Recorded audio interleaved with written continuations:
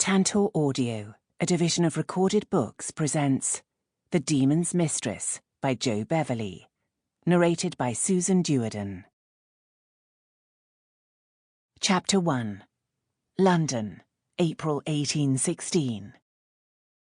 Glorious spring sunshine beamed through the open curtains, and the raised window let in courting birdsong. Nearby, people chattered amid their busy lives, and wheels rattled as a horse and cart hurried down the back lane. The golden light danced on the dishevelled hair and ravaged classic features of a young man lolling in the faded armchair beside the window.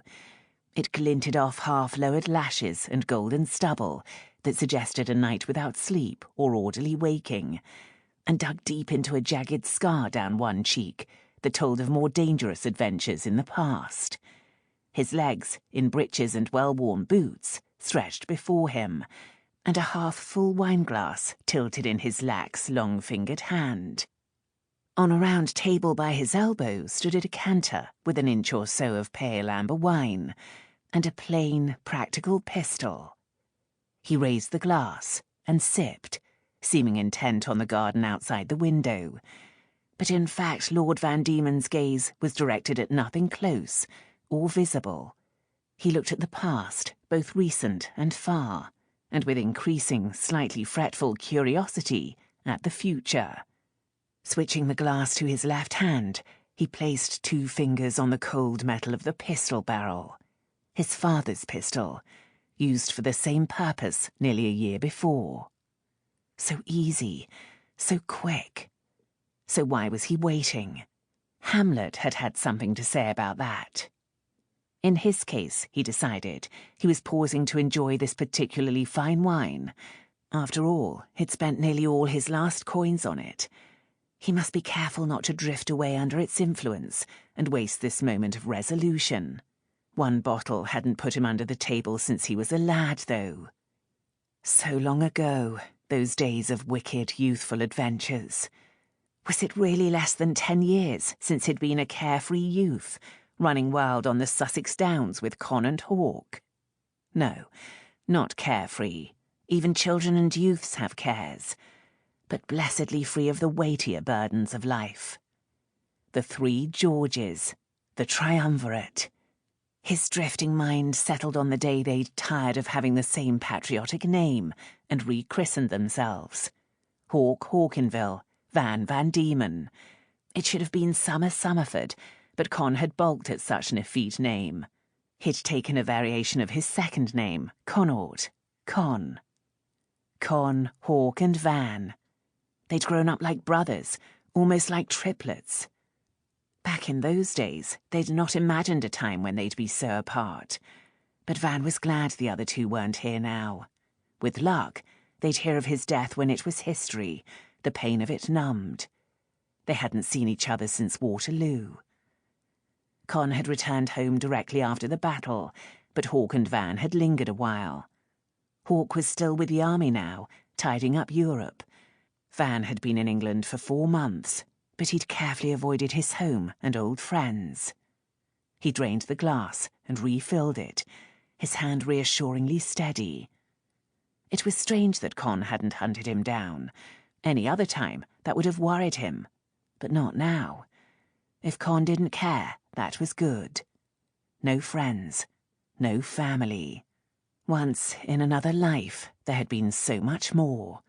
When he'd left at 16 to join his regiment, mother, father, and 2 sisters had waved farewell. 10 years later, all were shades. Did they watch him now? If so, what did their ghostly voices cry? Wouldn't they want him to join them? "Don't protest to me, old man," he said to his ghostly father. "You took the same way out when you were left alone. And what have I—" "Oh, devil take it," he snapped, slamming down the glass and seizing the pistol. "When I start talking to ghosts, it's time." Impelled by some mythical urge, he picked up the glass and poured the remaining wine to stream and puddle on the waxed floor. "An offering to the gods," he said. "May they be merciful."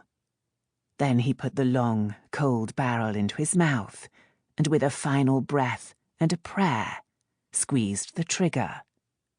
The click was loud, but a click didn't kill. He pulled the gun out and stared at it with wild exasperation. A flick showed him the problem. The flint of the old-fashioned pistol had worn and slipped sideways. "Shoddy work, Van," he muttered, desperately trying to think whether he had a fresh flint anywhere in his rooms, his hands trembling now. If he had to go out and find one, the moment might pass. He might try again to pull his life out of the pit. He knew he didn't have a fresh flint, so he poked out the old one, sweat chilling his brow and his nape, and tried to fix it so it would work. He'd drunk enough to make himself clumsy. "Plague and tarnation, and hell and damnation and—" "Stop!" He looked up, dazed, to see a figure standing in his doorway, draped in white, crowned in white, hand outstretched, looking like a stern Byzantine angel. Smooth oval face, long nose, firm lips. A woman. She swept forward to grip the pistol barrel. "You must not!" He kept a hand tight on the butt. "What the devil business is it of yours, madam?" An elegant woman in high fashion, including a turban-style hat with a tall feather. Where the pox had she come from, and what business was he of hers? Her steady eyes held his. "I need you, Lord Van Diemen. You can kill yourself later." He dragged the pistol out of her gloved hands. "I can kill myself any time I damn well please, and take you with me."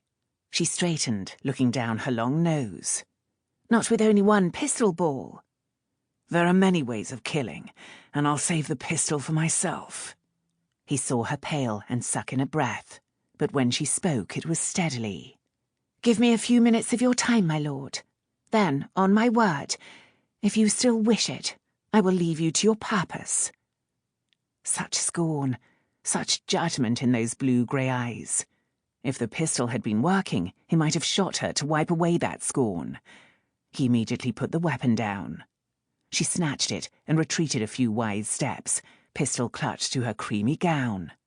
Then she looked down at it, shuddered, and placed it on his open desk by the papers he'd carefully prepared. Curiosity suddenly wiped out anger and urgency. This woman knew him, but he had no idea who she was. Not surprising, since he hadn't been moving in fashionable circles. Her gown was in the height of fashion, as was the long, pale cashmere shawl that looped over both elbows and almost trailed to the ground. He knew enough of women's furbelows to price that shawl at a sum that would re-roof stainings. It wouldn't fix the damaged plaster or the rotting wood, but the roof would be a start. "Well?" he asked, linking his hands, ready to enjoy this interlude at the gates of hell. She subsided into the chair that matched his, then jumped when it sagged down beneath her. "It hasn't collapsed under anyone yet," he remarked. "Am I to know your name, or is this all cloaked in hoary mystery?" Colour blossomed in her creamy skin, making her look less like a plaster saint and much more interesting in a fleshy way. He suddenly wondered what she'd look like far gone in sex, which was another thought he'd not expected to have again. "My name is Maria Celestin." His brows rose. The golden lily. The wealthy widow who had just emerged from mourning, causing every red-blooded fortune hunter to seethe with desire. Someone had suggested that he pursue the woman as the solution to his woes. She'd have to be insane to marry him, however, and he'd no mind to marry a madwoman. He knew the age of the golden lily, 33. That explained her composure and steady eyes. He knew her bloodlines. She'd been born a dumb-pot fife and married down to some upstart foreign merchant.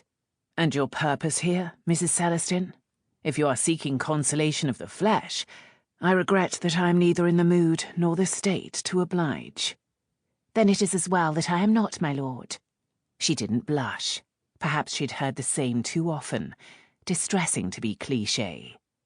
She too had linked her hands in front of her, and now she'd grown accustomed to the chair. She was trying to be elegant and composed. She wasn't, though. She was wound tight as a watch spring, like a raw recruit on the brink of battle. Gad, he hoped she wasn't here to fight for his immortal soul. "You lost 10,000 at Brooks last night, my lord." Sample complete. Ready to continue?